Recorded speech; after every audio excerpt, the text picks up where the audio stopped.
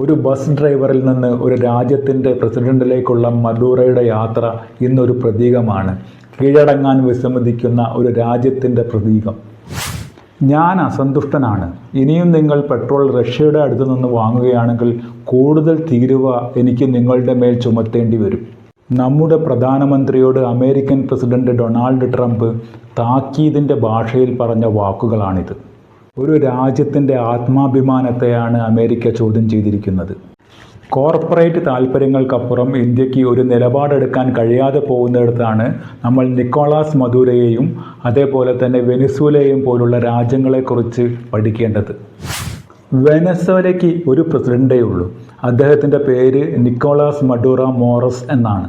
അമേരിക്കയും ട്രംപ് ഭരണകൂടവും തങ്ങളുടെ പ്രസിഡന്റിനെ പിടിച്ചു കൊണ്ടുപോയതിനു ശേഷം സ്ഥാനമേറ്റെടുത്ത വൈസ് പ്രസിഡന്റ് ഡെൽസി റോഡ്രിഗസ് പറഞ്ഞ വാക്കുകളാണിത്.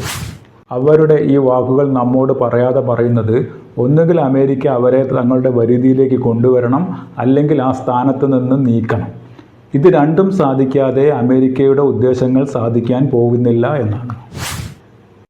അത് സാധ്യമാവുമോ? അതോ ഈ വർഷത്തെ നോബൽ സമ്മാനം നേടിയ മരിയ മച്ചോഡയെ ട്രംപ് വെനസ്വേലയുടെ അധികാരത്തിലേക്ക് എത്തിക്കുമോ? അതിൻ്റെ മുന്നോടിയായിട്ടാണോ മച്ചോഡയ്ക്ക് നോബൽ പ്രൈസ് കൊടുക്കാൻ അമേരിക്ക ശുപാർശ ചെയ്തത്? കാര്യങ്ങളിൽ വ്യക്തത വരണമെങ്കിൽ നമുക്ക് കുറച്ചു ദിവസം കൂടി കാത്തിരിക്കേണ്ടി വന്നേക്കാം. എന്തുകൊണ്ടാണ് നിക്കോളാസ് മദുരോയെ ഇത്തരത്തിലുള്ള ഒരു ആക്രമണത്തിലൂടെ കീഴ്പ്പെടുത്താൻ അമേരിക്ക ശ്രമിച്ചിട്ടുണ്ടാവുക? നമുക്ക് ലാറ്റിൻ അമേരിക്കയുടെ ചരിത്രത്തിലൂടെ ഒന്ന് പോയി നോക്കാം. നിക്കോളാസ് മദുരോ എന്ന പേര് ലോകമാധ്യമങ്ങൾ ജനങ്ങൾക്ക് മുന്നിൽ അവതരിപ്പിക്കുന്നത് ലോകം കണ്ട ഏറ്റവും വലിയൊരു വില്ലനായിട്ടാണ്, അല്ലെങ്കിൽ വെനസ്വേലയുടെ സാമ്പത്തിക രംഗം തകർത്ത ഒരു മനുഷ്യനായിട്ടാണ്. പക്ഷേ യഥാർത്ഥത്തിലുള്ള മഡൂറോ ആരാണ്? മഡൂറോ ഒരു കൊട്ടാരത്തിലല്ല ജനിച്ചത്. കാരക്കസിലെ ഒരു തൊഴിലാളി കുടുംബത്തിൽ ഒരു ബസ് ഡ്രൈവറായിട്ടാണ് അദ്ദേഹത്തിൻ്റെ ജീവിതം തുടങ്ങിയത്.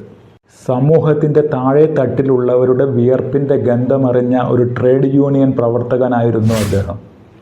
അദ്ദേഹത്തിൻ്റെ രാഷ്ട്രീയം രൂപപ്പെട്ടത് എയർ കണ്ടീഷൻ ചെയ്ത കോർപ്പറേറ്റ് മുറികളിൽ നിന്നല്ല, മറിച്ച് തെരുവുകളിൽ നിന്നാണ്. ലാറ്റിൻ അമേരിക്ക കണ്ട എക്കാലത്തെയും മികച്ച പോരാളികളിൽ ഒരാളായ ഹ്യൂഗോ ഷാവേസിൻ്റെ പിൻഗാമിയായിട്ടാണ് അദ്ദേഹം അധികാരത്തിലേക്ക് എത്തുന്നത്.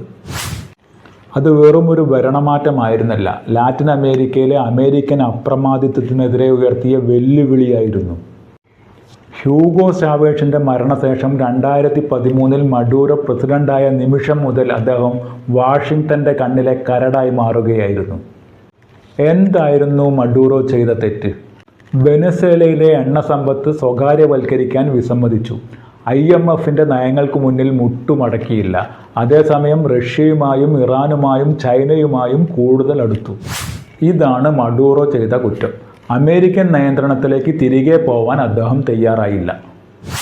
ഇതൊരു വ്യക്തിയുടെ വാശിയല്ല, ലാറ്റിൻ അമേരിക്കയുടെ രക്തത്തിൽ കലർന്ന അമേരിക്കൻ വിരുദ്ധതയാണ്.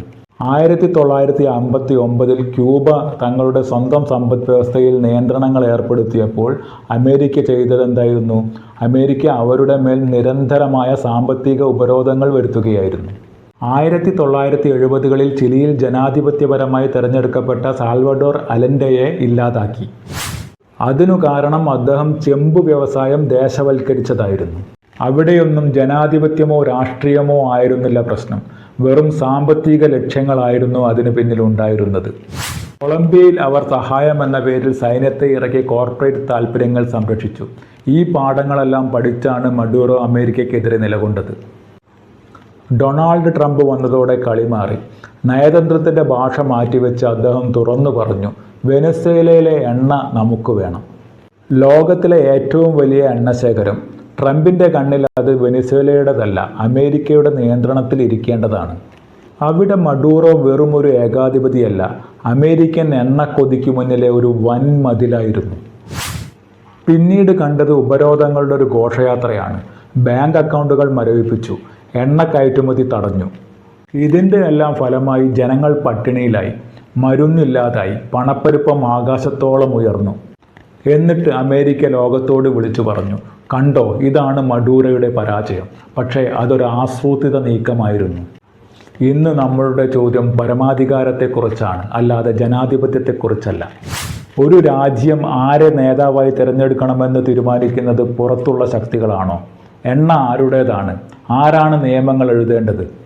ഒരു ബസ് ഡ്രൈവറിൽ നിന്ന് ഒരു രാജ്യത്തിൻ്റെ പ്രസിഡന്റിലേക്കുള്ള മഡൂറയുടെ യാത്ര ഇന്നൊരു പ്രതീകമാണ്. കീഴടങ്ങാൻ വിസമ്മതിക്കുന്ന ഒരു രാജ്യത്തിൻ്റെ പ്രതീകം. ലാറ്റിൻ അമേരിക്ക വീണ്ടും നമ്മളെ ഓർമ്മിപ്പിക്കുകയാണ്. പ്രതിരോധിക്കുന്നവർ ശിക്ഷിക്കപ്പെടും, കീഴടങ്ങുന്നവർ അംഗീകരിക്കപ്പെടും. ആത്മാഭിമാനം പണയം വെച്ചുള്ള ഇത്തരം കീഴടങ്ങലുകൾ നിങ്ങൾ അംഗീകരിക്കുന്നുണ്ടോ? കമൻറ്റ് ചെയ്യുക.